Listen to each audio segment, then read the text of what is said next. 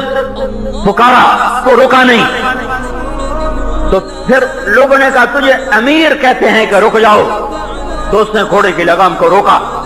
تو ابو عبیدہ قریب پہنچے تو اس سے پوچھا کون ہے تو نسوانی آواز آئی، میں ام تمیم ہوں، خالد کی بیوی ہوں۔ تو کہاں جا رہی ہے؟ کہ خالد اپنی ٹوپی بھول گیا، میں وہ دینے جا رہی ہوں۔ خالد کے پاس صرف ٹوپی تھی۔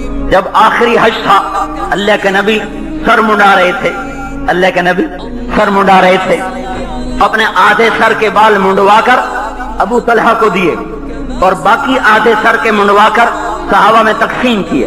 خالد بن ولید نے ابو طلحہ کی منت کر کے پیشانی کے بال ان سے لے لیے اور اپنی ٹوپی میں سی لیے۔ وہ ٹوپی سر پہ رکھتے تھے، اوپر لوہے کا خود رکھتے تھے، پھر وہ لڑتے تھے اور فرمایا کرتے تھے ان بالوں کی برکت ہے، میرے آگے جتنا بڑا لشکر آئے اللہ اسے توڑ دیتا ہے۔